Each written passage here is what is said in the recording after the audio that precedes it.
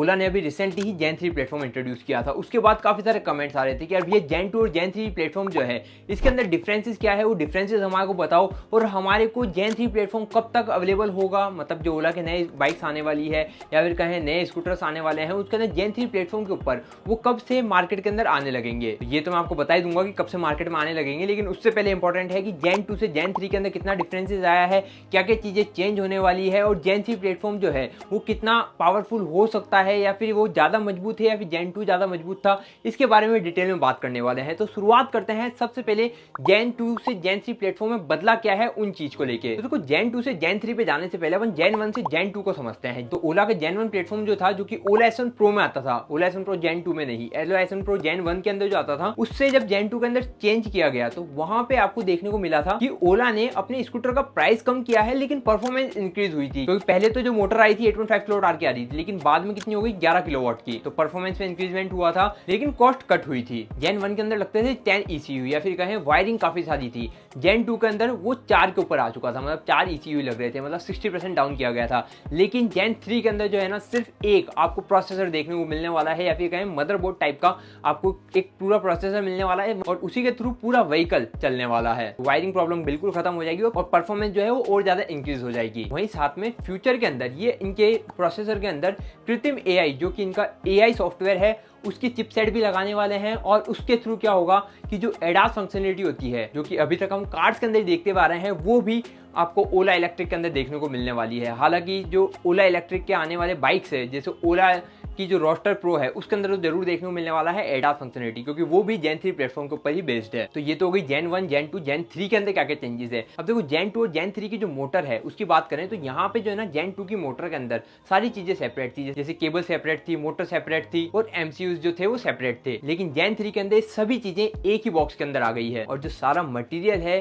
Motor को बनाने का, वो सबसे अच्छी बात यह है कि वो मटेरियल जो है वो इंडिया में ही मैन्युफैक्चरिंग हो रहा है, जो भी सोर्सेज है सारे इंडिया से ही है। तो एज ए इंडियन ये हमारे लिए अच्छी बात है कि यार अब इंडिया के अंदर ही पूरा कंप्लीट इलेक्ट्रिक व्हीकल बनने वाला है, सॉफ्टवेयर इंडिया का होने वाला है, हार्डवेयर इंडिया का होने वाला है और चलाने वाले भी इंडियंस होने वाले हैं। फिर आते हैं बैटरी पार्ट के ऊपर। तो यहाँ पे जो बैटरी पार्ट है बिल्कुल चेंज हो चुका है, बैटरी का डिजाइन बिल्कुल चेंज हो चुका है। जेन 2 का जो डिजाइन था वो थोड़ा सा आपको डी शेप में दिख रहा था या फिर कह सकते हैं कि सी शेप में दिख रहा था, जो कि अब चेंज हो चुका है पूरा स्क्वायर शेप के अंदर। और यहाँ पे जो सेल्स है वो भी चेंज कर दिए जाएंगे। जो अभी तक सेल्स यूज हो रहे थे वो थे 2170 लिथियम आयन सेल जो कि बाहर से इंपोर्ट कर रहे थे, लेकिन अब जो आपको सेल नजर आने वाले हैं जेन 3 प्लेटफॉर्म के अंदर वो इंडियन सेल होने वाले हैं। ओला की गीगा फैक्ट्री में बनने वाले सेल होने वाले हैं जिसका नाम है 4680 भारत सेल। और ये जो सेल है ये जेन 2 के अंदर जो सेल लग रहे थे उनके हिसाब से डायमंड सिटी के अंदर भी थोड़ा सा बड़ा है, तो 10% और ज्यादा एफिशिएंस होने वाला है। और इसके अंदर जो है ना आपको इंप्रूवमेंट रेजिस्टेंस और थर्मल एफिशिएंसी के अंदर भी देखने को मिलने वाला है। और फिर फाइनली आ जाता है कि जो मोटर की बात कर ली अपन ने, बैटरी की बात कर ली, ये कनेक्टेड कैसे है। तो देखो मोटर और बैटरी जो है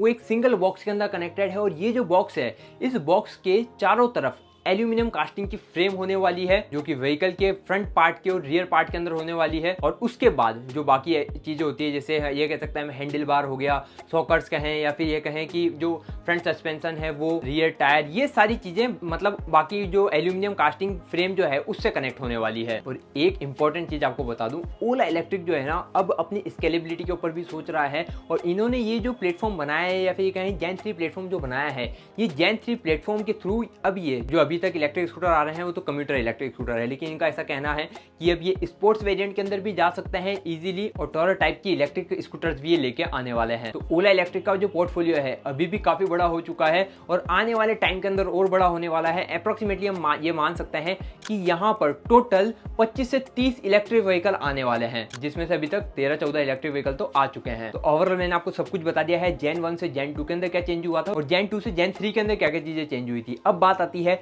कि आपके लिए रिलायबल कौन सा है और ये कब तक आपको स्कूटर्स के अंदर देखने को मिलने वाला है। तो रियलिटी बताऊं तो इंडिया में जो सेल मैन्युफैक्चरिंग हो रहे हैं, इंडिया के अंदर जो पार्ट्स है वो इंडिया से ही सोर्स किए जा रहे हैं, तो नो डाउट इंडियन स्कूटर ज्यादा एफिशिएंट होने वाला है। और ये सारी चीजें अगर ओला इलेक्ट्रिक खुद ही बना रहा है, ओला गीगा फैक्ट्री में ही बन रहे हैं सेल, तो नो डाउट ज्यादा एफिशिएंसी वाले बनाने वाले हैं। और ये वारंटी प्रोवाइड कर रहे हैं 8 साल 80,000 किलोमीटर, मतलब 80,000 किलोमीटर तक को हमारे को टेंशन करने की जरूरत नहीं रहने वाली है। और हो सकता है कि इनके जो सेल्स है वो आपको आने वाले और भी टाइम तक, मतलब लॉन्ग टाइम चल सके, 10-12 साल तक भी जो ये सेल्स है ये सर्वाइव कर पाए और इजीली आपका स्कूटर अच्छी खासी रेंज दे पाए लॉन्ग टर्म तक। तो हाँ, जेन 3 प्लेटफॉर्म मुझे जेन 2 से तो काफ़ी अच्छा लगा है, क्योंकि एक तो वायरिंग प्रॉब्लम सारी सॉल्व हो गई है, एक ही MCU है, अगर प्रॉब्लम भी होगी तो उसी को चेंज किया जाएगा, फिर उसी के अंदर जो चेंजेस है वो हो जाएंगे। और जो बार बार सर्विस वाले इश्यूज है वो भी मुझे लगता है इसके बाद काफी हद तक सॉल्व हो सकते हैं। बाकी आपको क्या लगता है कमेंट में जरूर बताना। और अब ये आएगा कब, तो अप्रोक्सीमेटली आप ये मान सकते हो दिवाली के आसपास से जेन 3 प्लेटफॉर्म के ऊपर जो इनके व्हीकल्स हैं वो आना स्टार्ट हो जाएंगे। मतलब ये मैन्युफैक्चरिंग तो मुझे लगता है करना स्टार्ट कर चुके होंगे।